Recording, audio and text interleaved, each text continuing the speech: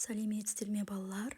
Бүгін бізде 115-ші сабақ, нәтиже сабақ, мен не үйрендім деп аталады. Бірінші жаттығу, ертегіні мұқият тыңда. Жапырақ. Көктем келді. Аққайың бұтақтарындағы өркендерде шетінен бір жарып, жапырақ жаюда. Тек кенже бүршік қана асыға қоймады. Бірақ күннен күнге жылуы күшейе түскен күн сәулесі аймалап жүріп, оны да қауызын жарып шықпасына қоймады. Бойына жылу жүгіріп, есінеген бүршік кенет жарыққа шықты. Демде жасыл жапыраққа айналды. Ол өзін қоршап тұрған табиғаттың сұлулығын көріп қайран қалды. Табиғат қандай әдемі еді. Жапырақ жан-жағына көзі тоймай қараумен болды. Құстардың сайраған көңілді үніне құлақ түрді. Самал желмен тербеле бақытты күй кешті. Бір күні күн суыта бастады. Жауын жауғаннан кейін бойы мұздады.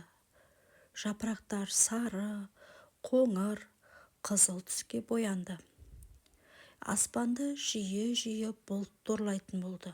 Бір күні ол аққайың анадан табиғаттың бұл өзгерісінің сырын сұрады. Ал енді ертегі бойынша сұрақтарға жауап берейік. Ертегінің басқы бөлігінде жылдың қай мезгілі туралы айтылған? Ертегінің басқы бөлігінде көктем мезгілі туралы айтылған. Не жапырақ жайды? Аққайың жапырақ жайды. Кенже бүршік қайтты? Кенже бүршік асықпады. Келесі сұрақ. Ол қандай жапыраққа айналды? Ол жасыл жапыраққа айналды. Жасыл жапырақ табиғаттың қандай көріністеріне қайран қалды? Жасыл жапырақ құстардың сайрағанына, табиғатқа қайран қалды. Қай мезгілде жапырақ мұздай бастады? Күз мезгілінде жапырақ мұздай бастады. Жапырақтар қандай түске боянды? Жапырақтар сары, қоңыр, қызыл түске боянды. Жапырақтың сұрағына анасы не деп жауап беруі мүмкін? Жапырақтың сұрағына анасы бұл табиғаттың заңдылығы деп жауап беруі мүмкін. Қарамен жазылған сұрау мағынасындағы сөздерге назар аудар. Осы сөздерге жауап болатын сөздермен тірек сөздер қатарын құра. Тірек сөздер көктем, аққайың, жасыл, сары, қоңыр, қызыл, асықпады, күз, табиғат заңдылығы, жасыл, құстардың сайрағаны, табиғат сұлулығы. Ертегіге ат таңда. Осы екі аттың біреуін таңдасақ болады. Жапырақ және жасыл жапырақ. Жасыл жапырақ деген тақырыпты таңдап алдық. Жоспарға сәйкес ертегі бөліктерін тап. Мәтіннің бірінші бөлігінде жасыл жапырақ және екінші бөлігінде күннің суытуы, үшінші бөлігінде жапырақтың сұрағы. Жоспар және өзің белгілеген тірек сөздердің көмегімен жапырақ ертегісінің мазмұнын айтып көр. Ертегідегі түсініксіз сөздердің беретін мағынасын түсіндірме сөздіктен тауып жаз. Ертегідегі түсініксіз болған сөздер өркен, бір жару, қауыз, құлақ түру, күй кешу сөздері. Өркен дегеніміз өсімдік сабағындағы бүршіктер түбінен пайда болатын желіні айтады. Бір жару, бүршіктену, гүл жару деген мағынада айтылған. Қауыз дегеніміз астық дәнінің қабығы. Құлақ түру, назар аудару деген мағынада. Күй кешу, өмір сүруді сезінудің қалпы, жағдайы. Ертегіден сын есімі бар сөйлемдерді теріп жаз. Сын есімдерді былай белгіле. Сын есім негізгі және туынды сын есімдерге ажырат.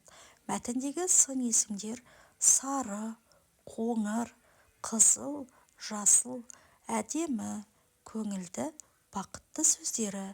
Негізгі сын есімдер сары, қоңыр, әдемі. Туынды сын есімдер Қызыл, жасыл, көңілді, бақытты. Бұл сөздердің түбірі зат есімінен жазылғандықтан туынды сын есімге жатады. Мазмұндама жазуға дайындал. Ол үшін келесі реттіліктерді жүзеге асыр. Бірінші, мәтінді оқы. Түсініксіз сөздер мен сөйлемдерді анықта. Олардың беретін мағынасы мен мазмұнын біліп ал. Балалар, біз мәтіндегі түсініксіз сөздерді анықтап, алдында жазып кеттік.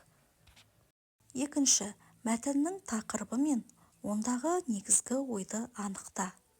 Мәтін авторының оларды қалай ашқанына назар аудар.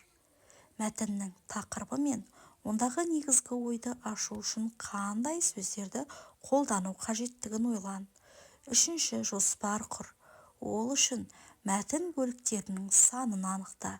Әр бөліктегі басты нәрсені белгілеп ат қой.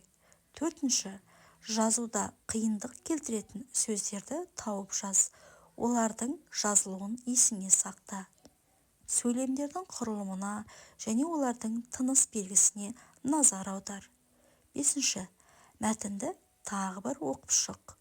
Мазмұнын іштей айтып көр. Жоспар бойынша мазмұндама жаз.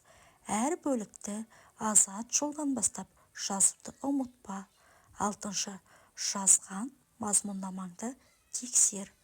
Балалар, осымен біздің бүгінгі сабағымыз аяқталды. Видео ұнаса видеоға лайк басып, міндетті түрде каналға тіркеліп кетуді ұмытпаңыздар. Сол кезде келесі шыққан сабақтарды бірінші болып көретін боласыздар. Келесі сабақта кездескенше сау болыңыздар.